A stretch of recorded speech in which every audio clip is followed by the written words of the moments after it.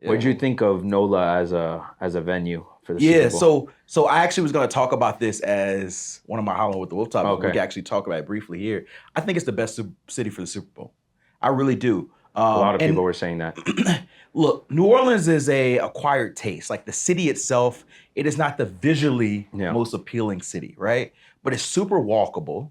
The culture feels like culture that I love. Like I'm from Mississippi originally, and so I'm deep South culture. So like from the food, from like the crawfish etouffee, the gumbo, everything just feels there. The music, like I spent a couple nights on Frenchman Street in the jazz bars. Like that's my type of vibe. Now, like the city itself is going through a lot of like violence right now, and obviously we saw it happen on New Year's Day. So like I think in the back of your mind you're thinking about that type of stuff, and it's never truly like fully safe.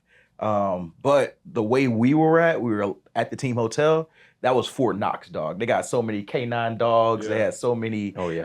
police officers. They had snipers on the roof, and so like in those protected areas, I felt like at peace. And then like Bourbon Street, like the party scene, it just feels perfect It was for a crazy. Super Bowl. It was So crazy. I think it's the best. Like Yeah. I love Miami because it's home and it's easy to get to places. But New Orleans, if they had a Super Bowl there every year, I'd be cool with it. I think the conversation should be about Jalen Hurts. I just gotta let my dogs eat. He's creative, he's artistic, he's not your traditional rapper. I don't think the score represents the way they play defense.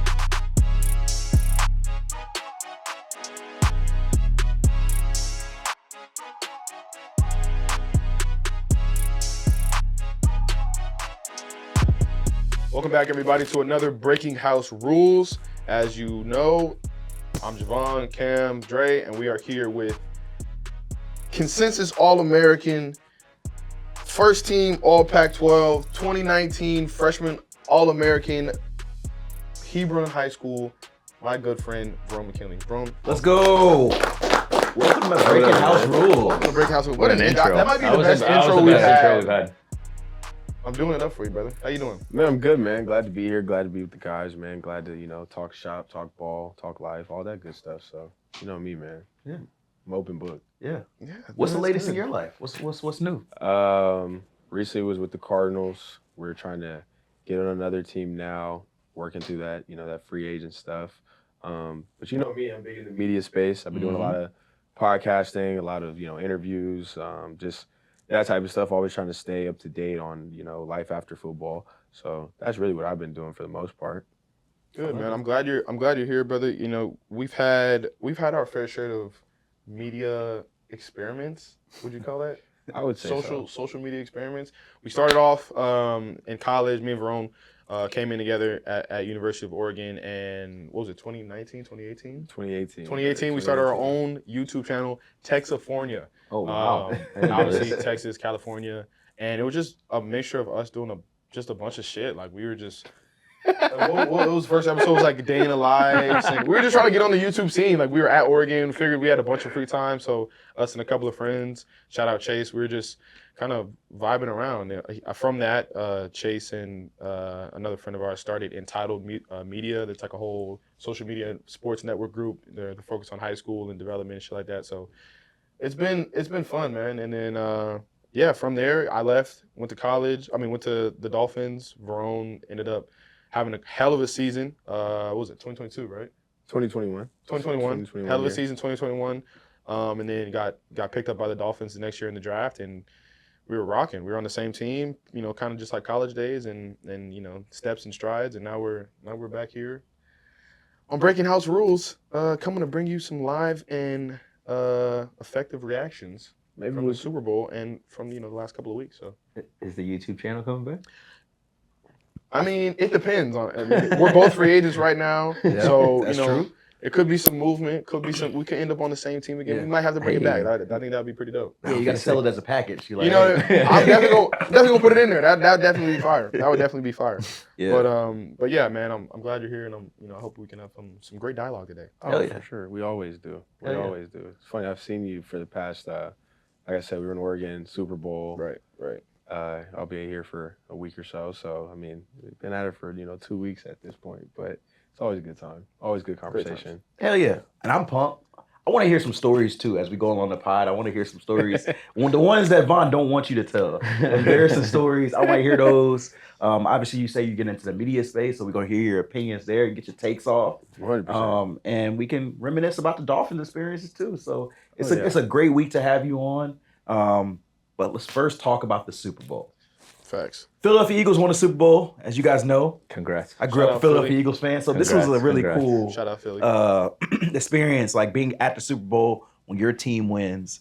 I don't know if I fully processed it yet. Like it was so cool throughout the week, like being on the field, the confetti's throwing. Like I'm not a part of the team, but you feel the joy of like childhood, all the pain. That's really what goes through my head. All the years that it didn't work, Right. and you're like, dang, this is how it feels like when it did work. So, and not only did it work, they put belt to ass. They put belt to ass on the Chiefs and beat the hell out of them. So with that, let's start in what's everybody's reaction? Like, what was y'all reaction when y'all saw the game?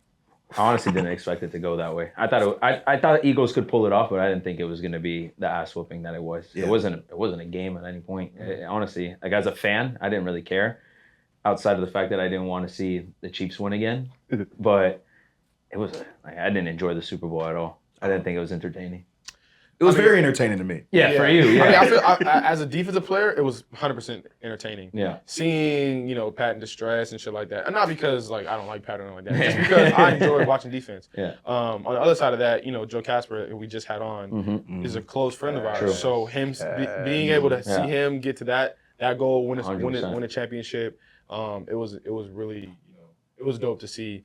Definitely felt bad for the Chiefs because it's like put up some kind of fight. Yeah. You know what I mean? Like you're getting handled. Like you didn't establish the run. Like Andy Reid didn't look like they were in any type of rhythm on offense, and it was sad to see because I wanted the game to be good because both teams are very talented. Yeah, right. So I wanted it to go down to the wire. That's why I said last week that I wanted it to be like low scoring, 17-14, great defense on both sides, but also great offense execution. So yeah. I mean, I was surprised. I was surprised. It was just, like you said, a lot of people say it was a boring game. I think once we hit that second half, like I don't remember what it was, but once the Chiefs had the ball at halftime, and then they gave it back, and it seemed like the Eagles had the ball for so long in the third quarter. So at that point, it was kind of like, They milked the clock away. this is Yeah, over. yeah, They're just killing time, just enjoying themselves. They come out and throw a bomb to Devontae, and I was like, oh. So it was, I think the game was very surprising, but congrats to the Eagles for sure. Congrats. So Cam, I wanted to ask you because you were saying that you were, you're on the field in the media, but at the same time, like you're not a part of the team. Yeah. So as like an NFL reporter having to be unbiased. Yeah. How is that like difficult? Was like talking about the Eagles, whether it's negative or positive, was it difficult to remain unbiased? Not as difficult as I thought or would have been for me early in my career. Like I think this was so different because I actually was covering the Chiefs all week. So for NFL Network, I was there Sunday, started a week, and all my coverage was like Chiefs legacy, three-peat, telling cool stories about the Chiefs. I was talking about DeAndre Hopkins. He wore his dad's mink coat to the game. His dad died 32 years ago. Like the emotions of that. I talked to his mom, who was a victim of domestic violence, and he wanted to win for her. Like trying to tell the individual stories. People who have done it before, people who haven't done it before, and so like I'm invested from a work perspective in the Chiefs. Personal perspective, I'm invested in the Eagles. But I'm not really around them much during the week. They're in separate hotels. I'm staying in the Chiefs hotel. The Eagles are staying separate. So it wasn't really until game day that I'm around it, that I'm seeing the team that I grew up rooting for. And that's when it started to hit me.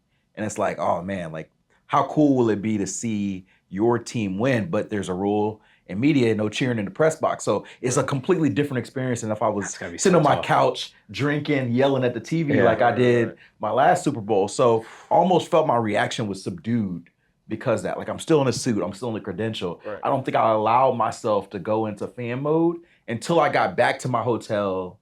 I took my suit off, I went everything, and then I went to the Eagles Super Bowl party. And then I started to feel like, okay. Oh, you was in the Super Bowl party. I was in the party. I was in the party. So I was a little turned up. I finally could drink, get a little, faded and enjoy it. And then I'm gonna go back home this week and watch it from a broadcast because it's different watching the game inside the stadium. Like you don't really get to like feel every play as you might do at home. So, but I'm pumped, man. Like I even spent an hour on Sunday after I finished my TV. I put on my Brian Dawkins shirt because I'm a big B-Dog fan. Right. And I put my shades on. I just walked around the street and just like listen to people just yelling, "Go Birds, Fly Eagles Fly," those type things. Like that, I felt it as a fan for that 1 hour. And that was cool. So definitely different, but not as difficult as you would think. What did you think of NOLA as a venue for the Super Bowl? So I actually was going to talk about this as one of my Hollow with the Wolf topics. Okay. We can actually talk about it briefly here. I think it's the best city for the Super Bowl. I really do. A lot of people were saying that.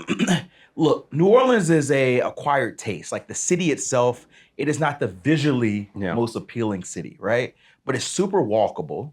The culture feels like culture that I love. Like I'm from Mississippi originally, and so I'm deep South culture. So like from the food, from like the crawfish etouffee, the gumbo, everything just feels there. The music, like I spent a couple nights on Frenchman Street in the jazz bars. Like that's my type of vibe.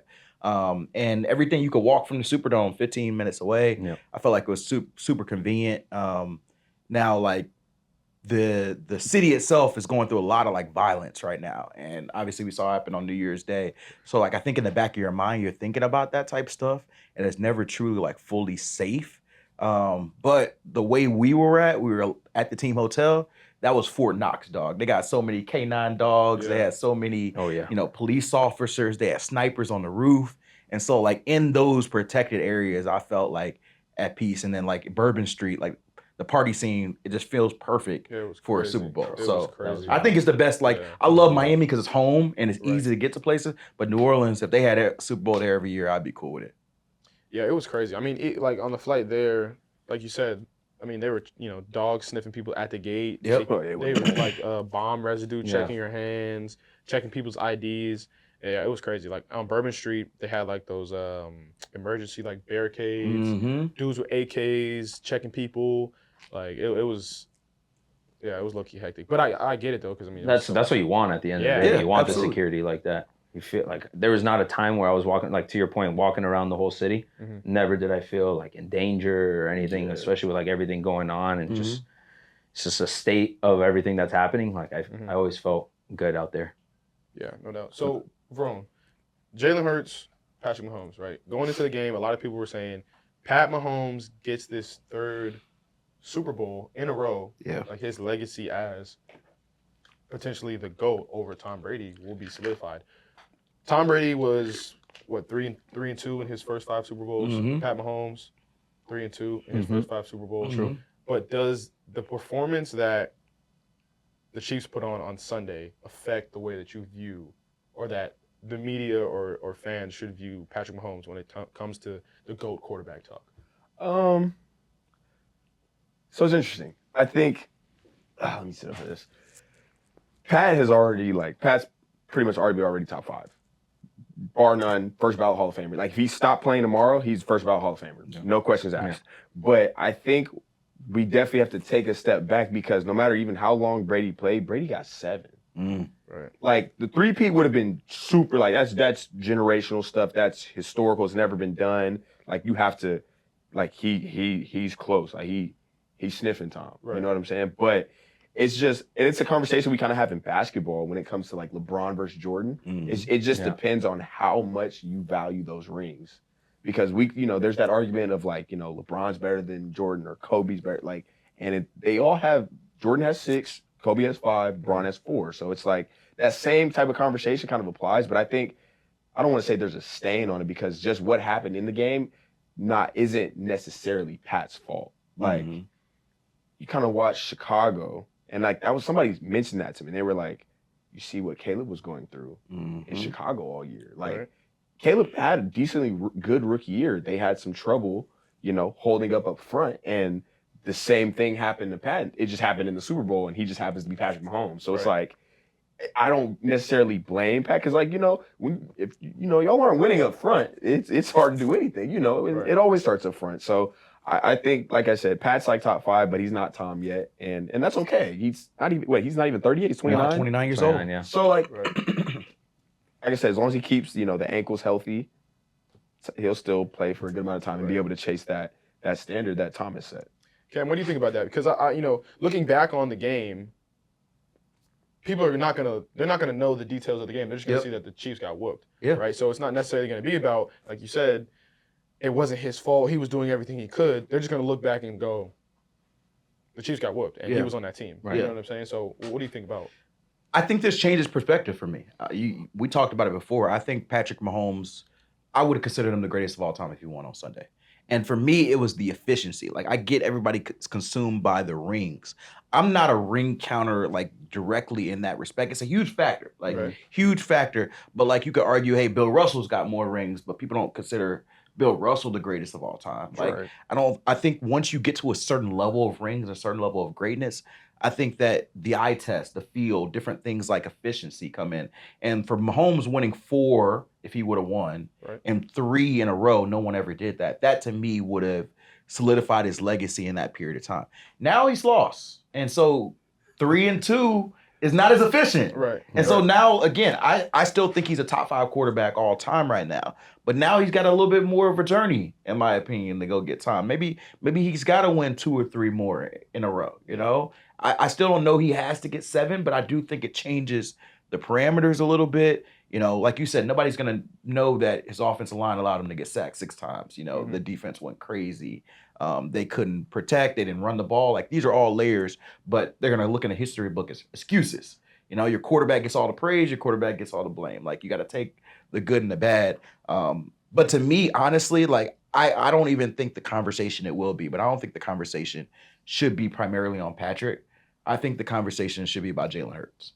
Because to me, Jalen Hurts had been through hell throughout his whole career, dating back to college, having to be benched, having to transfer from Alabama to Oklahoma, to even in the NFL, where everybody's been questioning for years if he's a franchise quarterback. He runs too much. He's not accurate enough. Can he lead this team? And for 2 straight Super Bowls now, I think he's played better than Patrick Mahomes. I think the first time he didn't play better than him. The second time I think he did. And I think that Jalen Hurts solidified himself as a proven franchise quarterback. And I think that's really cool for him. And I was in the locker room after the game, and, it's the most emotion I've ever saw from him. Like, he's got this stoic face. Nobody ever knows. Is he angry? Is he mad? Does his teammates like him? Do they not? Like, what? Who is this dude? But he comes in the locker room. He's dancing. He's vibing. He's got a bottle in his hand. He smokes a cigar, lighting it all up, chatting and laughing with AJ. And I'm like, I almost felt like the pressure, everything that he probably has internally that drove him, he can finally relax. Even if it was just one day, like, I know he probably gonna get back on his grind and to work, but like, it almost felt like, whew, I can finally take a deep breath and get these people off my ass, And so for that, I think he really changed his legacy more than Pat. Like, I think Pat's 29. He still got plenty of time, but at least in the temporary, he can't be named GOAT yet. Jalen, I think, has changed his whole hierarchy of who he is and who he'll ever be remembered as. So that's my take. I actually got a question kind of piggybacking off of that, but more with Sirianni. Yeah. Earlier in the season, Eagles fans wanted him gone. Right. What's the perspective of Eagles fans now after winning a Super Bowl? They'll keep him for now. That's the way Eagles fans work. But it's funny you say that. Like, I was talking to somebody, like, on the elevator down. People don't know Sirianni's the winningest active head coach. I saw that right now, like, more than anyone. Yeah, has a better record than Andy Reid, than Mike Tomlin. But you wouldn't know that. You would think that Sirianni is forever on the hot seat. And I think that he deserves a lot of praise because, like, there's certain many elements that we may outside of the locker room never see of, like, what your head coach does. Yeah. And I think a lot of people had questioned what he did because all you see visually is him yelling at fans. Or him getting into it, with this guy, or him giving up play calling duties. And so you're like, what does he do? And I think, like, the culture that he had built and really the type of mentality they had this year was just like that has to go to the head coach. And so jokingly I said that, but I think he submitted himself. Like, when Doug Peterson won a Super Bowl in Philly, he'll forever be a legend there. So no matter what Sirianni does the rest of his career, he'll have Philly's respect. Yeah. What do you think, bro? I saw your face turn when he had said Jalen Hurts Yeah. outperformed him. He said he outperformed him twice. Did you say that? Yeah. I think he got him in the first Super Bowl too. Like that first one, Hurts did play well in that Super if Bowl. you win, and like because Pat went crazy in the fourth. Mm-hmm. That's true. So it's like for 3 quarters, yes, Okay. Jalen did for 3 quarters. Yep. But it's a 4-quarter game. That's true. And so it's like it's just one of those things where it's like I don't want to necessarily say like that was like we could argue that was one of Jalen's. The Super Bowls have been like his best games he's like ever played For sure. but it's just like that first one was like that's when we saw like this is why Pat got into that conversation. It's like this dude really might be Him. he Yeah. really might be like Brady or if not better. And so that's why I just for a second it was like hold on dog, I respect. let's be careful with that that last one. So Yeah. Put some that's respect why, on That's why. Patrick That's why I Mahomes. said that. I respect I it. think Chiefs also. I mean, the game plan was to not let Saquon beat them. So then it becomes like Jalen's game to go win. For sure. I think defensively, like No doubt. me and him talked about it kind of the way here. We were just like almost felt bad a little bit for the Chiefs defense. 100%. Because it's like, bro, like True. think about it. Yeah, Saquon that's a good point. had what 14 games of over 100. Like Mhm. killed everybody. Right. Yep. And then you get to Super Bowl and like you do your you're giving up field goals. Granted, I think let's see, you get short fields. Like there's certain situations defensively that are just tough, but it's like they pretty much I don't think the score represents the way they play defense necessarily. That's a great point. And I just think like it's like, dang, we were like, maybe we kind of feel bad. Like they like you said, they held Saquon. Like and Jalen, got his yards, but at the same time, like they had that one explosive, they had one to the side, but it was like they had to work their way down the field. So I just think like it was like, dang, poor Chiefs. But I think they'll be in the running again next year. Poor Yeah, Chiefs. I mean, they'll be Coming fine. from 2 straight titles. Let's talk about the rhythm of how games go as a defensive player. Like like he said, it's the defense is stopping the offense, right? They're not running the ball. They're getting throws here, throws there, but it's 15 play drives and they go down and score. Okay, now the offense is up. The defense have been on the field for a long time, right? When your offense gets out there and goes 3 and out immediately, you're back up. Okay, that's their offense is like, all right, let's do it again. Like, let's try to do it again. Okay, you try to get another stop. They may punt or whatnot. But when your offense is only on the field for 3 plays and they keep getting sacked, and their momentum is continuously being pulled away from you because, like we talked about before, TV timeouts are 4 minutes long. Like there are multiple situations in the game that will allow momentum to stop for both teams so that one or the other can re-grab it. So when your offense is continually getting stopped and continually giving the momentum to the other team as a defender, it's difficult to go out there and think about the philosophy and how you came into the game. Like, we're going to stop the run. We're going to force them to pass. We're going to take advantage of them in the pass because we have blitz packages. Spagnuolo is one of the best defensive coordinators in the league that we've seen. Yeah. So especially in these big games. So when you're facing a team like the Eagles who have both a dual threat quarterback, a dual threat offense, and are pretty balanced on both run and pass, you've got to take one away and force them to be one-dimensional. They took the run away. Yep. But because of the lack of success on the Chiefs' offense, the Eagles' offense had no reason to panic. They weren't playing from behind. Yeah. They weren't playing in a close game. They had the ability to run whatever plays they want, check out of it. It gave Jalen time to walk up to the line real early, make their calls, and then react to what Spagnuolo wanted to do. On top of that, it also gave the Eagles a view into Spagnuolo's defense. Because he had to bring pressure. He needed to change the momentum of the team because there was nothing happening on the offensive side. They didn't establish the run early. They sure as hell couldn't establish the run late in the game because the Eagles defense was winning with 4, which is exactly what Vic wants to do. Oh, yeah. So now Spag is having to both take up for special teams, take up for offense, and on top of that produce on defense with the already aggressive philosophy that he has is never going to work because they're just going to allow you to blitz, throw the check down, and it's going to give up. Allow you to blitz, throw the check down. It's going to give up 5, give up 10. And he's going to keep doing that until you don't blitz. And then they check protection, and they have a fuck ton of time to get their A.J. Brown and Devontae Smith, as you see, are 2 of the best receivers in the league, to get downfield and make some shit happen. Like you're never going to be able to be successful when you're playing defense against the team who is effectively stopping your offense over and over and over again. And your defense and their offense are similarly matched, but your offense is getting handled. So they're just on the other side of the ball, performing and having all the momentum. You can't do anything with that. Yeah. Oh yeah, So- it's the lack of situational or complementary football. Right. Right. That Man. we've talked about. Vaughn, you brought this Man. point up like constantly throughout the show, and I think you hit it right. Like even on the special teams element, their punter was struggling, and that's field position. That's Yep. things people don't see in the stat line. But Exactly. if you're backed up, you're not running the ball, you're not being able to give a breather for your defense. Like these are all elements I think contributed to that. And it's like they got a pick. Mhm. You get a pick defensively, and then the offense go back out there, and they throw a pick. And it's Yeah. like, Right. here we go. And it's Yeah. just like you said, complimentary football. And I think we kind of learned that like about complimentary football in college, like how pivotal it is for all three phases to play in unison. Like you have Jake Elliott making kicks. Mhm. They're taking time of the clock. Even though Saquon was limited a little bit, they're still trying to run the ball. We're going to pass it a little bit. And then on defense, it's like he said, you can win with 4. If you can win with 4, you can beat anybody. Oh, yeah. Anybody any day. Like just you didn't blitz. No, Complimentary football and self-discipline. yep. That is the whole game.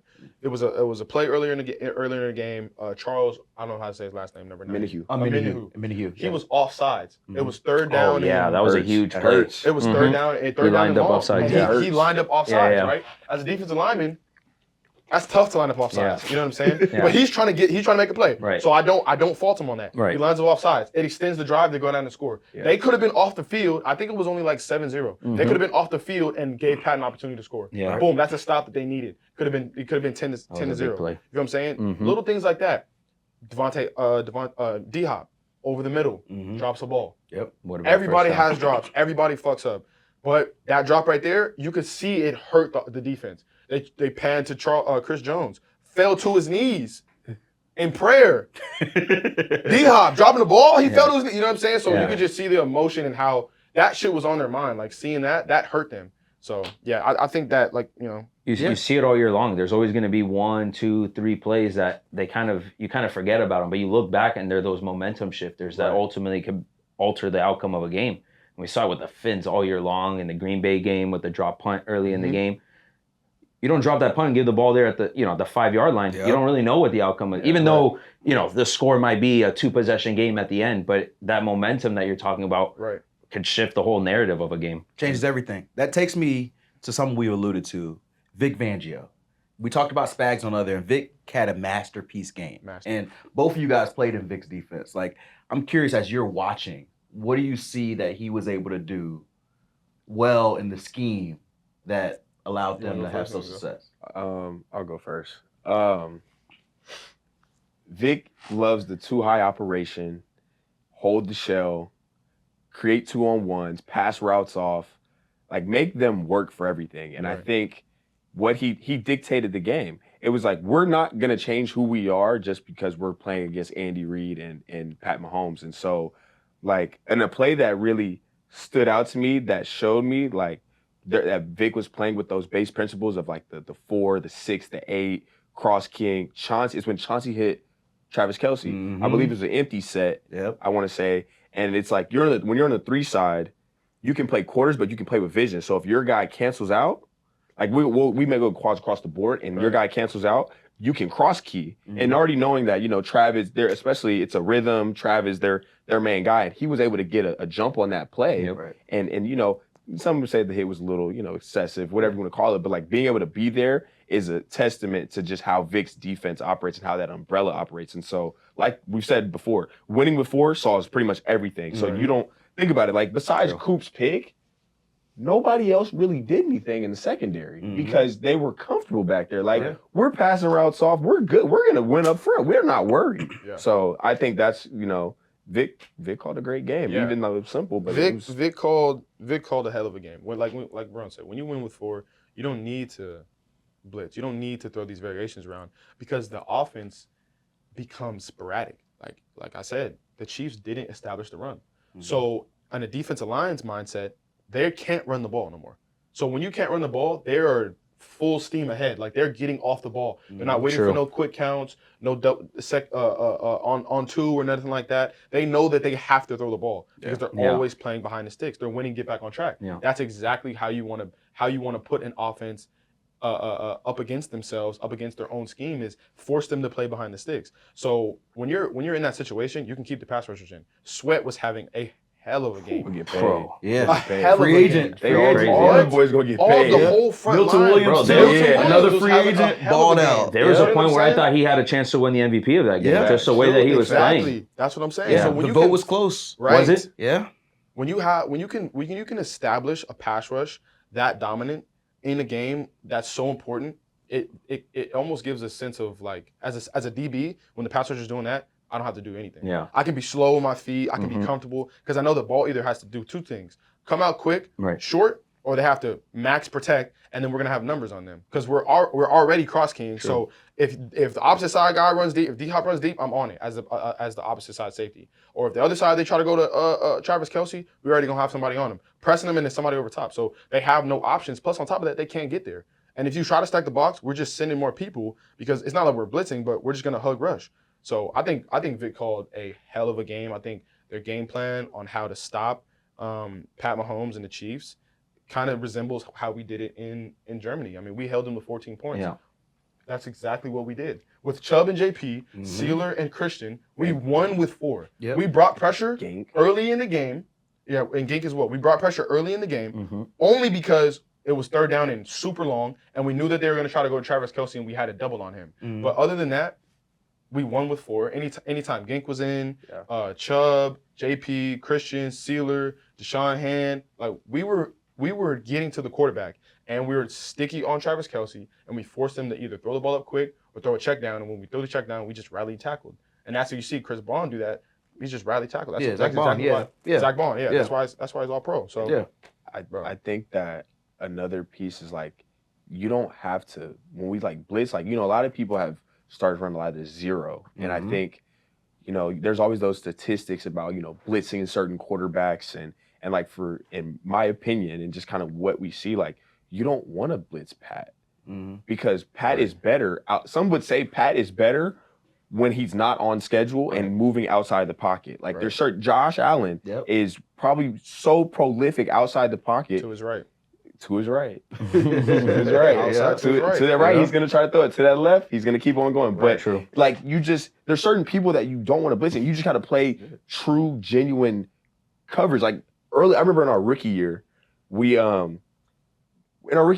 in more of like a Patriots type of system. You know, like single high, Cover threes. like X, you're gonna go follow the best receiver, things like that. And for this game, so it was like in December, it was the snow game. This was one of my, you know, like second start, people got hurt, whatever. And we put in cover 4 that week because that's what we ran in school and we ran at a high level. And so Boyer was like, we're gonna install some cover 4. So me and Vaughn were like, oh, like, Let's go. and the crazy thing, we only ran it probably, I don't even know if we ran it more than 5 times, but like, think about it. We've been running 1-3 blitz, like they've never seen that before from us. So Josh is back there just patting the ball and throwing check downs. And we were locking everything up because we were like, oh, like, and especially playing with him and like, we know each other where it's like, okay, I have a 2, my 2 cans out, boom, I'm crossed. I got you. Like, I got you. So And it's trust. exactly. You have a trust, you have an operation. And so that's essentially what Vic's situation is. And just when you're playing these quarterbacks and guys that, you know, are super talented and that caliber, you got to be able to make the game easier for yourself and make them have to, you're going to either have to force this ball to us or you're going to have to just take what we give you. Right. And there you go. I think Vic's entire defense is structured around who has the hard down and how can the other 10 guys make that down easier for him. you. That's So good. when you know, as I was the first time and only time that I've experienced a defensive coach, especially a defense coordinator, say that and that being his philosophy. So watching the game, seeing that it's almost like there's no weak points in the defense. It's because that everybody who has an easy down is helping the guy with the hard down. It makes the game easier. It makes you feel like when you're playing, you know that your coach got your back, and you know that your teammates got your back because you got a tough down on this one, but everybody else going to do their job to try to help you.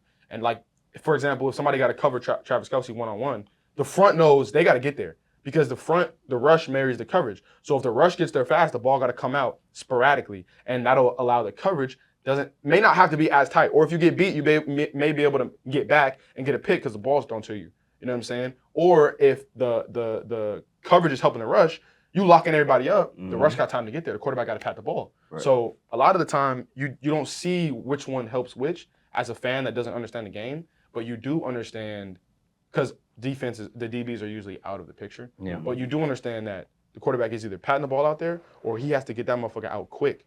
And that's when you see rush married with coverage. And like the Chiefs, like they're on time, but they don't want to just be quick gaming. Like they don't want to quick game you. Yeah. Like you saw, think about it. One of the Zach Bond's pick was out of a quick game. It was a timing. Like Pat was gonna throw it. Like he got hit, but that ball was supposed to go right by Bond on a timing. Even some of Kelsey's drops were timing throws. Like they're not trying to do that. But think about it. Worthy scores because Pat scrambles out, gets it, he throws a good ball. Like I remember when we were playing him in Germany, it was like plaster. We have to plaster and we have to make whenever he's out of the pocket. That's his whole game. You have to catch the ones that he throws because he's not gonna mess up too often. Right. So like the Cooper's pick, like we talked about a little bit earlier, like that to me was like this game. This is the turning point. This is probably bad. That was a clear sign that he was like Pat is rushing. Yeah. That throw is not even a Pat type of throw. No, They ran like a levels concept. There's this is all covered. Yeah. You got to just take what you can get. But it was, they've been struggling.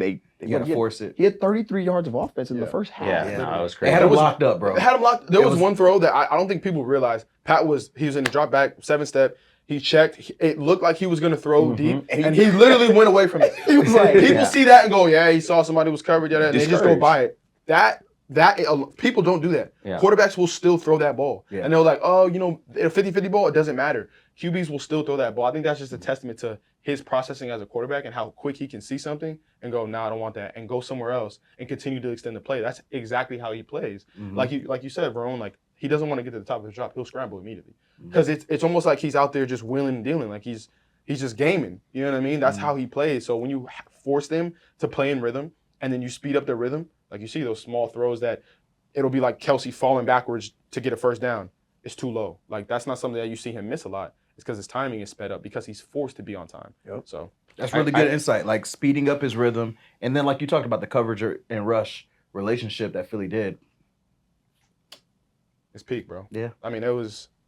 I got a quick question because you guys are talking about the pass rush, right? Is that a testament more to how Fangio is devising the scheme to confuse the Chiefs' offensive line, or is that just really trusting personnel and just letting them beat the guys at the line? It wasn't no confusion. It was straight rush. Right? That's how it looked, but I don't know if I'm missing something because that's what it looked like. Sometimes coaches get into a point where they call so much variety that the D line end up getting upset in the game. Like, bro, just let me go. Let me go beat, bro. Okay. You know what I mean? I remember Melvin Ingram had said that a lot. Like, fuck the call, just ball. Like that was his thing. Fuck the call, just ball. That was his thing. Shout out Mel. Shout out my dog Mel. Wells Fargo. But that was his thing. So sometimes coaches get almost too into trying to be cutesy, and I think because of Vic's experience of 38 years in the league, he understands that. And it's just like, yo, I just gotta let my dogs eat. Yeah. I gotta let them just cause havoc and cause confusion because they can't block it up. Yeah. One more thing I want to talk about before we do a check-in here. Obviously, Vic ended rough in Miami. Right. Left and went elsewhere. A lot of social media this week about you, Vaughn. You know, obviously you had the Kick Rocks post.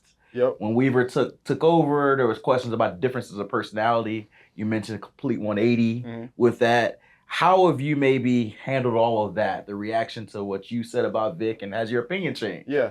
My opinion of Vic is neither here nor there. Him as a football coach and a football mind, I never stopped respecting his knowledge of the game. 38 years, you don't do that just because you're just some guy. You know what I mean? Vic's knowledge and his ability to teach and explain defense and put people in positions is second to none. So I've always respected Vic from that. And so my hat goes off to you, Vic, for finally getting that Super Bowl, man. It's been a long time since you were back there coaching Sam Mills and Backer in New Orleans, and to circle all the way back and win it back in NOLA where you started, man, I think that was dope. Yeah. Some guys, the fits, it's so interesting. We talk about personality and fit. Sometimes fit can be different for different folks. Like Vic personality clearly fit well for Philly and for that group of guys. I don't think that means an end all be all. Like I've seen some of the stuff on social because Vic is having success there and y'all, it didn't end up in a Super Bowl. Well, now y'all were too soft. I don't think that correlation that's a fan correlation, but I don't make that correlation. I think that's just for whatever reason, whatever the individual conversations, whatever, it didn't gel as smoothly with people there versus there. That's any part of life. Like I might have a boss that I just do not gel with. I'm still got to do my job. Exactly. I might do my job well under that boss, but we just may not have that gel. Whereas somebody else might think, dude is cool with me, right? And so I think that's just an interesting part that I don't think people see about the game and maybe behind the scenes. That's fair. Well, a good game, but I know all of us were out in NOLA this past week. Yeah. How we feeling outside? Football season's done now officially. That's kind of depressing, but how we feeling outside of ball? What's the off season look like for you too? Because I mean, no more football, so no more work, but kind of like no more work. Yeah, I'm physically tired, but emotionally I'm fulfilled. Like from a personal level, this was my first Super Bowl for NFL Network. This is my 4th year there. A lot of times when you start at a new company, you got to work your way up to like opportunities, right? And so like I had covered 3 Super Bowls before, but it was in a different role at a different place. Here, we don't send everybody, so I had to work kind of my way up from like being the young guy, the new guy, to now like being one of the top reporters there, and they want to send me. And I think like the 3-year journey can be frustrating because like visually people see you having success. And they're like, hey man, it's so great seeing you grind. And I was elevating and I was getting more opportunities, more of my visual. But like that's a goal I had of myself, because to me that's like a end goal of like, this is the biggest game and your company views you as important enough to be a face of their coverage for that. Oh, yeah. And so like I would be frustrated, like talking to my wife, talking to my, close friends of like, damn, bro, like they not letting me eat, bro. Like they trying to hold me back, like let me grind. And so to get there, like beyond just the Eagles portion of it, like to get that opportunity, it was dope for me professionally. And so being able to do the week well, also see my team win, like I think I'm like eternally grateful. Like God has been so good in my life.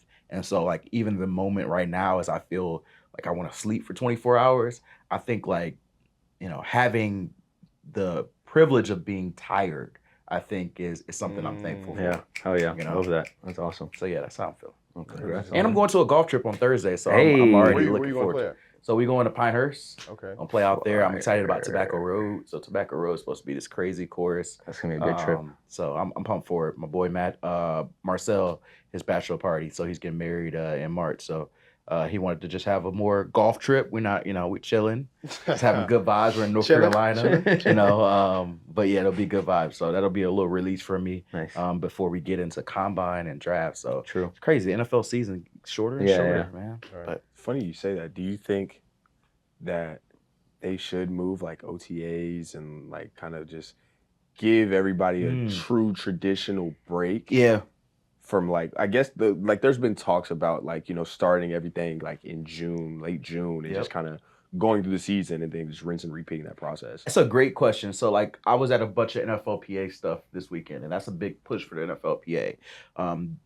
NFL clearly wants 18 games. Roger Goodell's been saying it. Yeah. There's a CBA that they would have to change for that. And so the players have to ask, like, what do we want out of that? What do we want? And some of it's like, hey, we want more money. We want guarantees. We want grass fields instead of turf fields. Some of it's like, we want OTAs pushed away. So there's a lot of different wants from different players. Like everybody has their individual, what's my number one? What do I need? After career benefits, and so I think that one of the NFLPA pushes is to move it back to June. So I think eventually if we get 18 games, we do get the June push. Gotcha. But personally, I'm torn on that because, and this is just an individual media thing, I'm going to be working regardless. Unless they change the function of the offseason, there's still going to be NFL Combine in late February. Free agency is still probably going to be in March. The draft is still going to be in April.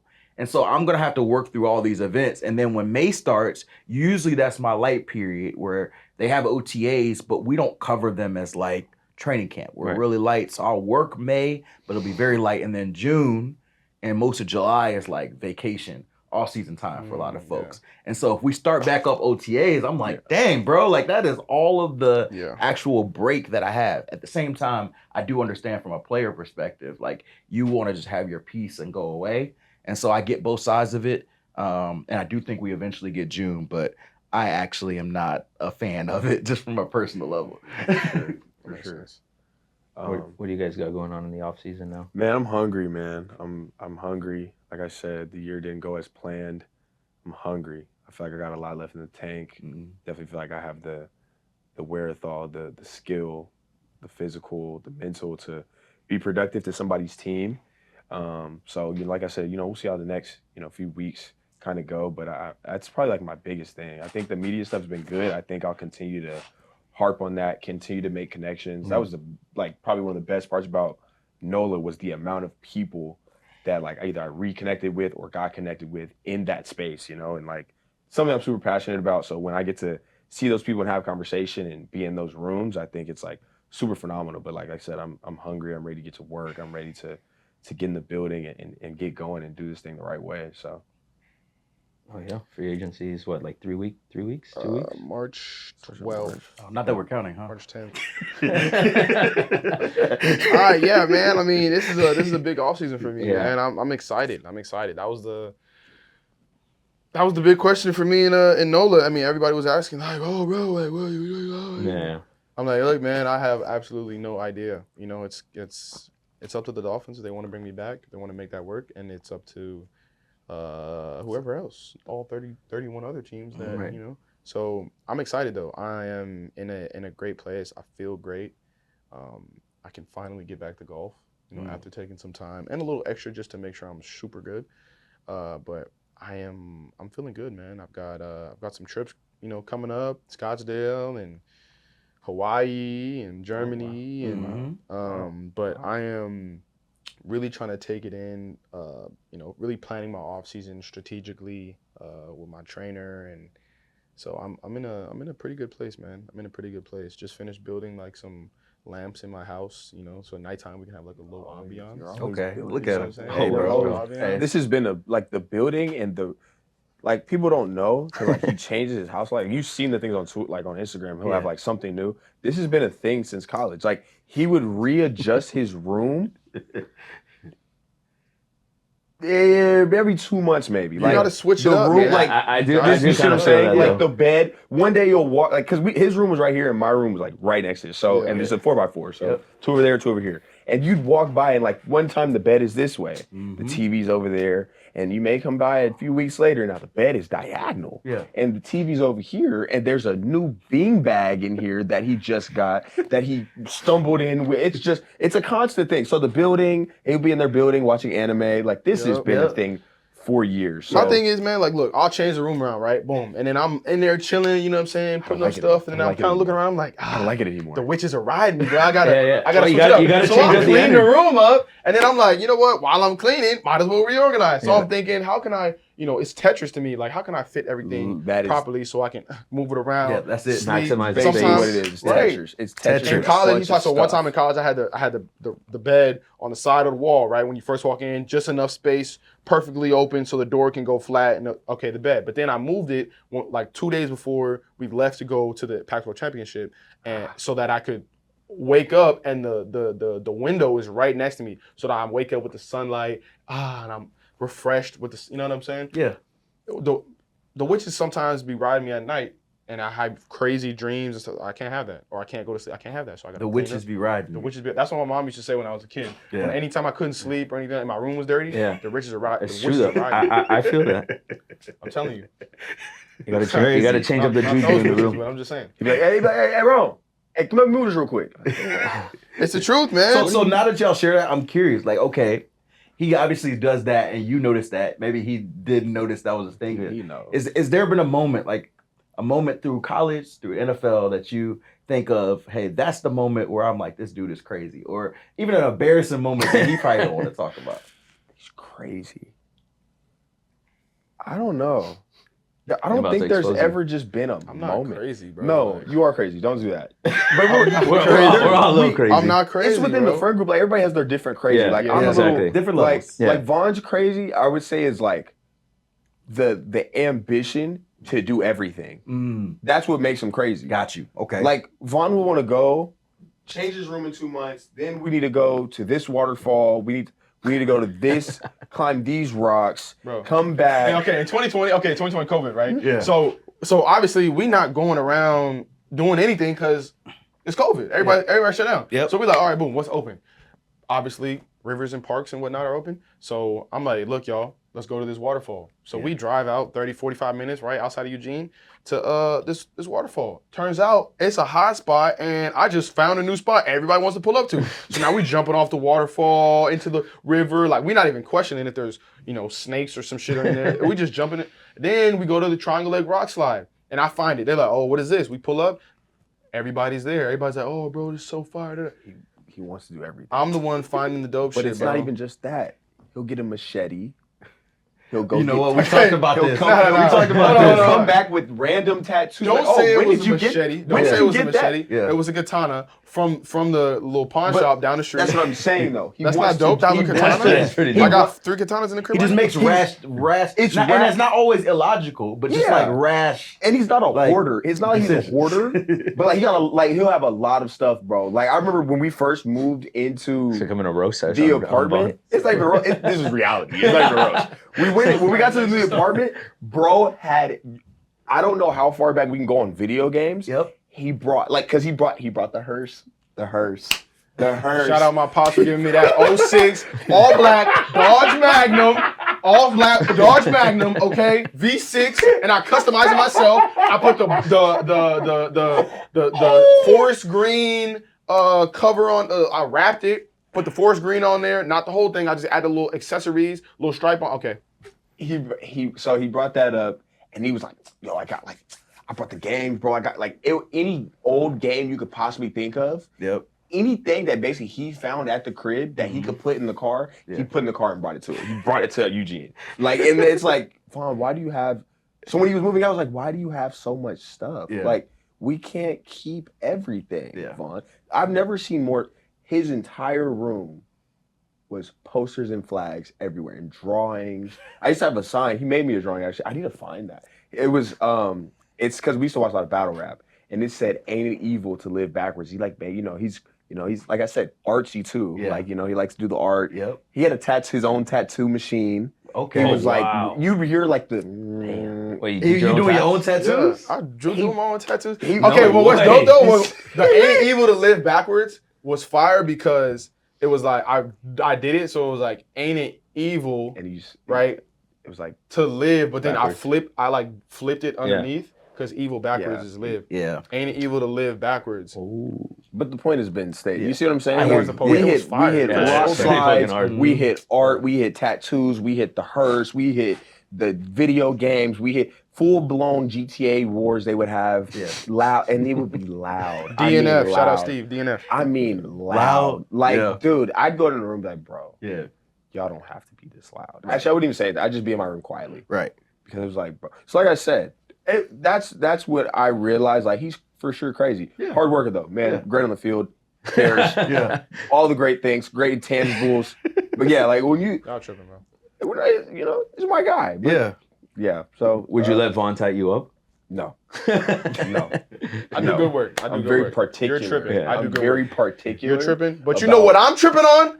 These weak ass Super Bowl commercials, man. Oh, man. I'm going into the game. I turned it on early because I'm like, boom, the preview Super Bowl commercials are going to be good. Yeah. Now there were a couple, but let's talk about it, man. I personally don't agree with the amount of AI commercials that they were trying to push on us and how they were trying to make it almost human-like and trying to relate to us. I don't want AI and robots to be any type of humanoid. Stop giving them human faces, human voices. Bro, make it a clear robot and make them have their own shit. Because when they start being upset that they can't do human shit, that's when we're gonna go down that rabbit hole. We've seen movies, yeah, We've seen exactly. it. We've already seen it. It's too much going on. Hollywood predicts the future, so we don't want that. It's either that or The apes. Simpsons, right? You Yeah, know? it's either that or apes. Either apes are gonna take over or robots. One of the two it's gonna happen. Yeah, I don't Take I my don't know chances about with that. apes. Don't trust those robots. Do you really think that you'd be able to survive with the apes? Better than robots? I don't know, fam. I don't I know. can't trust those robots. Pour some Apes, water though? on them. Like apes Huh? have limits. Pour some water on the robots. They have limits. That's what I'm of- saying. They're made out of electricity. Exactly. Nah, So- yeah, I don't know, bro. Because like, look, anytime there's like a drastic, Take the apes' boots. something that crazy goes on, like in any movie, they just go north because it's cold, right? True. So robots aren't going to be able to survive in cold. Turn his TV off. The circuit's going to freeze. Turn his Is it TV not on. true? But If the it's a zombie- evolution of technology as goes on, they're gonna be What they gonna smarter put on and coats? smarter, huh? They're not gonna put on coats. But They that's what I'm won't. saying. It's freezing cold. Like think about in Alaska. Boom, we're already warm blooded. So think about an ape. They warm blooded. They can survive up there if they get the right equipment. Yeah. Plus, on top of that, in Planet of the Apes, Caesar and his whole crew, they were smart. They put on coats. Do you think a robot gonna put on? No, his circus gonna freeze. Nah, but they have technology probably that they can warm themselves up. But they're not gonna be able to develop that quick enough. You know what? Hold on, let me. think about it. Yeah. That's what I'm saying. There's robots in Antarctica, and they do their thing. They're fine. That's a great point, Pooch. Hey, bro, you behind the camera. Hey, no, we need him on our side. No, all right. Now, If apes were the end all be all, they would already be ruling the world. Facts. Caesar would have been. I think Yeah, I I think that's we not- missed that opportunity. I think they would have taken over. Yeah, That's a good exactly. point. They have limits. They're No, really 'cause good I don't at think what the they're good science. at. I don't think the science and technology is there yet. Or they become more intelligent than humans, which is a possibility too. Got you. We need to stop teaching them things. That's another. That's issue. Like, exactly. let them figure it out. We're evolving these apes right stop now. teaching them. Right. Stop trying to. What is the word when they like you're trying to domesticate them? Yeah. Yeah, we need to stop doing. Yeah. I've seen that orangutan that knows how to put on sunglasses, like sunglasses. Yeah, no, they Put could- it on, and they're Yeah, just like, see. I think there was some animal or some ape or orangutan or something that like used a tool to like crank something open, and that was like the first time that they've ever viewed that or some shit. Telling you, Yeah, man. see, Yeah. keep it. I don't like apes as much, but I do like. Oh! That one caught me off guard. I didn't know. Honestly, you was sitting up. I was like, what the fuck? We're gonna do a brief Howling with the Wolf here since we're near the end of the episode here. I just got one topic. The Super Bowl halftime show. Kendrick Lamar was the artist there. There's a lot of takes here, you know. Some people saying it's the worst halftime show ever had. Some people say it's a piece of artistic genius. It depends on who you are. Sometimes what your type of music and culture is. I've kind of got a middle take. I thought I really liked the performance. I didn't necessarily love the performance from an entertainment perspective. I think from a logical, like, what do you call it? A creative storytelling perspective, it was us, like black folk. Like it was unapologetically us. From the type of music he had, from the American flag, from Samuel L. Jackson being Uncle Sam. Yeah, that was cool. From the teasing the Drake and then going into it. I loved all the thought as a storyteller myself. I just wish he played a couple more hits for the audience. And I get why he didn't it. It was purposeful. But as I was sitting in the stands, I'm like, man, is he gonna play this? And he didn't. Yeah. Right. And so that would be my only critique. Go ahead, Verone. Give us your detailed analysis on the Super Bowl halftime performance by Kendrick, PG Lang, Lamar. First and foremost, I like Kendrick Lamar. Mm-hmm. I think he's great. I didn't pick a side when the beef. I think he won the beef. Like I've always listened to Kendrick since I can remember. Yep. The halftime show itself, we love the songs. Like the album was great. The songs he has are great. Love the setup of everything. That's cool to see. You know, what is it now? The symbolism that's been like a big topic, Yeah. big word Yeah. lately. Like it's cool, but at the same time, like I was a little like it. The word I used, I was like, are y'all not like a little bored? Like a little, like, and I just think because the song starts like, oh, this is a good song. And now he starts rapping. And I just don't know that if it's like certainly built for the Super Bowl. Mm-hmm. Like, cause now he's rapping and it's like, okay, what's the next song? Yeah. Like the verse is great. When you listen to the verse in the car, like, yeah, it's great. But here in the Super Bowl, you're like, okay. That's a great point. There are Super Bowl songs, and there are inside. Wouldn't you say? What's the word? Like, wouldn't it be worse if he tried changing like who he is to appeal for the Super Bowl? For sure. I don't think he needs to change who he is at all. Like I agree, but it's That's just a great point. I think it's just That's one of those things. great. Like I think it's hard to have rappers do a Super Bowl performance because it's a production. Yeah. And that's why he channeled into that. But like I sat there and like I told people like I can think of like 3 Super Bowls alone performances that I liked Usher's last year. I thought like, Usher's was good. Usher's was great. Yeah. Justin Timberlake.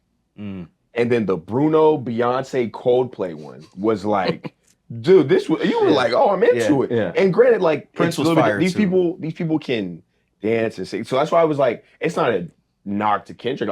I gave the show a 7.5 out of 10. Okay. I felt like it was not the feel-good dance music or pop music that people wanted. It was a performance for a deliberate reason, for an individual that put it together with a bunch of Black history in an area and a time where Black history is trying to be thwarted or removed from the presence of America. And I feel like him deliberately putting that together with Samuel L. Jackson and the production behind Spike Lee and 40 Acres and a Mule production company, I think that it was great. I think that there was symbolism. I think that there was a great use of the space and the creativity behind it. I think Creativity. the way that they portrayed everything through dancing, through the music and the different phases that they took steps to exemplify, and the fact that which a lot of people didn't know the words, but he changed the lyrics specifically to say specific things for that, whatever he was trying to symbolize. I think that was dope. I think that was the reason why you heard his voice. It wasn't like very loud. Like I felt like when I was watching it, the audio his was mic tough. was loud, Yeah. but the audio behind it, like you couldn't really hear the music as well. Yeah. Because I remember watching Rihanna's. I watched Rihanna's, a couple years ago in the same on my TV too, and it was, loud, and you could. So I think it was great. I think it was very deliberate, and I think he did an amazing job.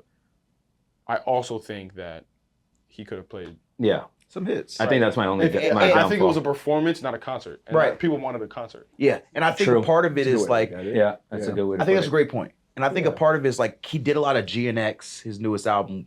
Obviously, he's going to promote that. He's Right. probably going to have a tour going forward. Right. He's using Yeah, that he as is. an opportunity to introduce an audience and help himself down the line, which I completely get. Right. People don't know this. They don't get paid for a Super Bowl performance. You get paid in advertising. You get paid in publicity. Right. So from like a business perspective, I get that. It also felt true to him. But I'll tell you, like being in the stadium, and Kendrick may not care about this. 2/3 of the audience felt the word you said, bored. And that may have been because they were not interested in Kendrick at all or were somewhat relevant, but they just didn't feel connected. And so I do think that he hit it for a small group of us, mostly Black folk who love his music, or for urban folk who have some identity to it or feel the type of creativity. And I think because he made his market smaller, he's going to have more people who hate the performance. And I'm not saying he shouldn't have, because I love when people do unapologetically Black stuff. Yeah. Right. That's something I'm a big supporter of.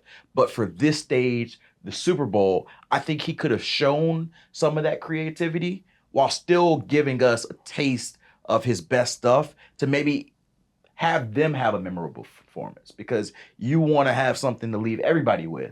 And he left us with something. I just don't think 2/3 of the audience that were looking around me, they're going to leave and say, man, that was a waste of my 15 minutes. But that's who Kendrick is. Now, who was that 2/3? Huh? Right. If you didn't get those that know, no. I mean, Exactly. That's what I'm You know what I'm saying. saying, for lack of better words. You can fill in the blank. Definitely. Like that's who Kendrick is. I mean, the word that stuck with me that someone said when we were watching the halftime show is like he's a poet at the end of the day. That's how he carries himself. That's how he presents himself in his music.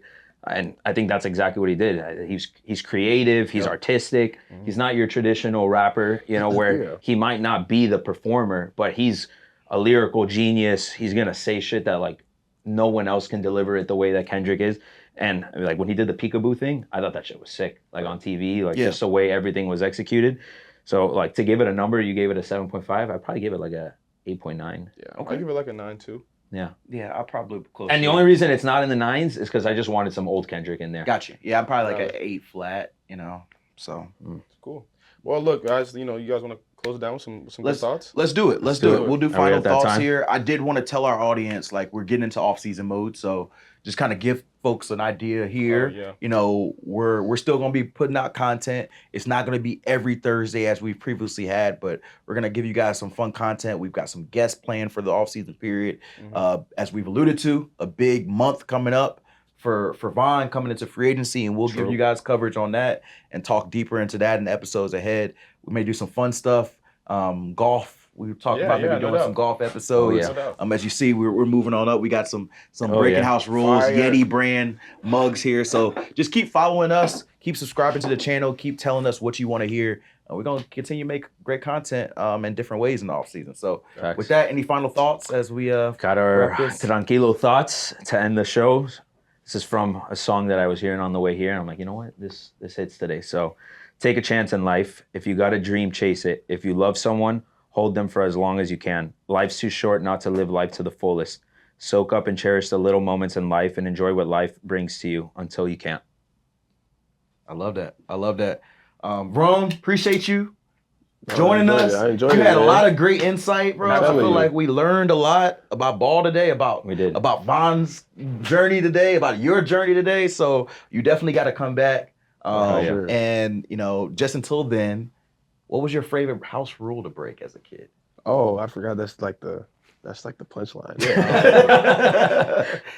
Oh man, I don't necessarily. Okay, actually, mine was like either trying to play the game late at night when I should be asleep, or texting like when it's Gotcha. like That's a it's good late, one. like you should be asleep. Yeah. That's a good And you one. know, like you be texting. Yep. And What type of phone you had? you hear that? I You had hear one the of those door and you Sprint hide, with the under slot. the sheet. Oh yeah. After nine minutes of text, Yeah, hey, that light they go get on. phone. The Flip phone away didn't from flip you. off, That flip light up, go and then on, the light that comes light on. go on, You're like, like, don't move, don't move. So I think That's a good that was one. probably my That's a favorite. good I was one. playing Midnight Club Los Angeles at like 1 a.m. in the summer. I needed to be asleep. Like, so yeah, that's mine. I love That's a it. good Well, one. we appreciate you. Nah, no doubt, man. Appreciate it. Super Bowl's over, but we're just getting started. Appreciate y'all. Thanks, See y'all next time.